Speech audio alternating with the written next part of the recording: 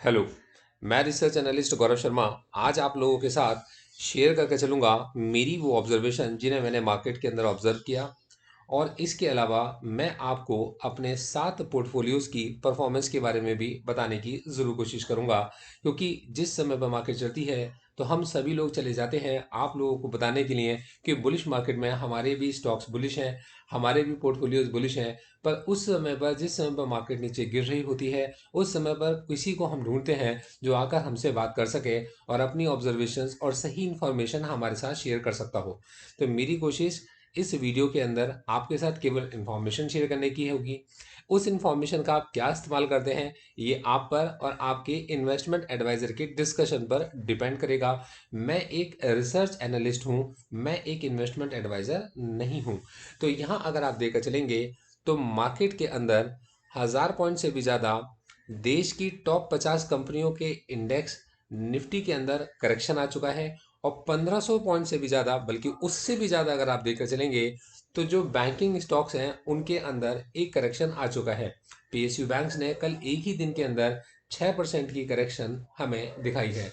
तो इस गिरती मार्केट के अंदर जो पोर्टफोलियोज हैं उनकी परफॉर्मेंस अगर मैं देख के चलता हूं तो केवल एक ही ऐसा पोर्टफोलियो है जिसको डेली रिव्यू किया जाता है, या आप ऐसा समझ के चलिए कि जिसके अंदर कोई इन्वेस्टर अगर आता होगा तो उसके पास 200 बार इस स्टॉक्स को देखने का मौका होता है। और वो बहुत छोटी छोटी सिप कर कर, मतलब दो हर दिन छोटी छोटी क्वांटिटी में एक्युमुलेट कर कर अपनी पोजीशंस को टाइमली एडजस्ट करता होगा। तो केवल ये पोर्टफोलियो इस समय पर ग्रीन है, बाकी सब पोर्टफोलियो के अंदर कुछ ना कुछ हमें गिरावट अभी देखने को मिलती है। और इससे हमारी ईयरली परफॉर्मेंस के ऊपर भी फर्क पड़ता है।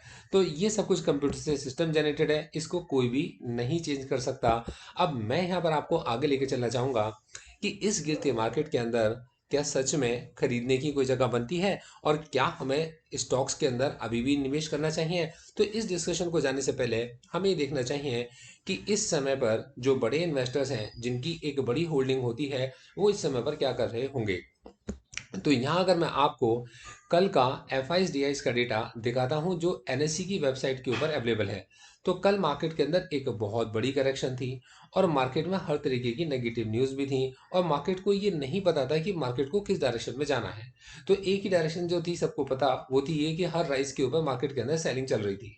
अब अगर आप उस डेटा को देख कर चलते हो तो कल की इस गिरती मार्केट में 23 दिसंबर 2022 को एफआईज ने अपनी पोजीशन 4131 करोड़ की बाई की ओपन की है। और इनके कंपैरिजन में जो डीआईस ने बाय करा है वो 7810 करोड़ की बाइंग की है।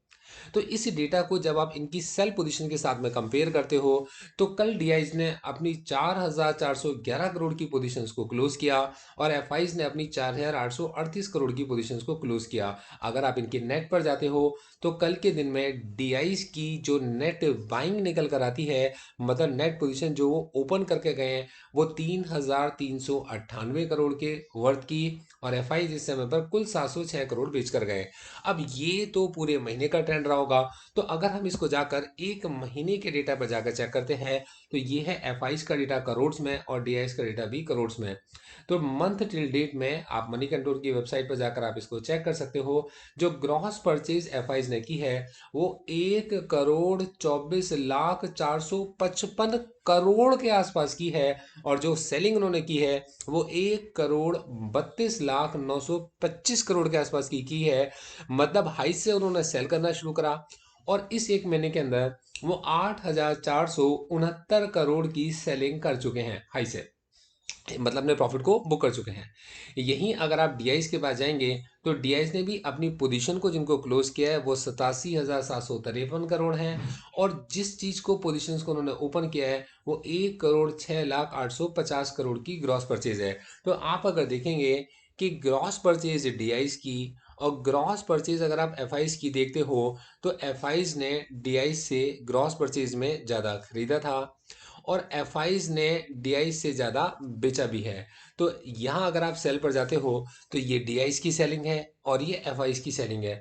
अब अगर आप नेट परचेज और सेल पर जाते हो तो नेट परचेज में अगर आप देखेंगे तो एफआईस ने पूरे महीने में 8,469 करोड़ की सेलिंग की है।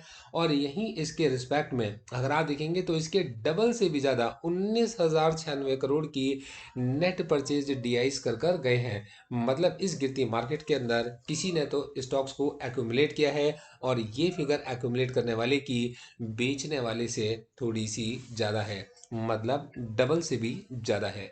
तो अब आप इसके ब्याह पर खुद अपना डिसीजन ले सकते हो। ये सारा डेटा अगर आप देखोगे तो इस सारे डेटा के अंदर सारी इंफॉर्मेशन छुपी हुई है, जिसके अंदर 16 दिसंबर को सबसे बड़ी बाइंग हमें देखने को मिली थी।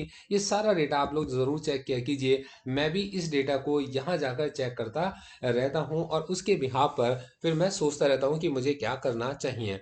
तो मेरी आपको किसी भी तरीके की कोई खरीदने की या बेचने की सलाह बिल्कुल भी नहीं है। अब मैं ये आपसे ज़रूर जानना चाहूँगा कमेंट बॉक्स में कि इस समय पर आपकी ऑब्जर्वेशंस क्या कहती हैं, हमें किस लेवल तक वेट करना चाहिए और हमें क्या सिप को जारी रखना चाहिए या हमें छोटे छोटे अमाउंट में एक्यूमुलेट करना चाहिए। जो भी आपके मन में बात बनती हो वो मुझे कमेंट बॉक्स में ज़रूर बता के जाइएगा। मैं आपसे वापस मिलूंगा। मेरा नाम है गौरव, मैं हूं एक SEBI registered research analyst. Thank you so much, all the best.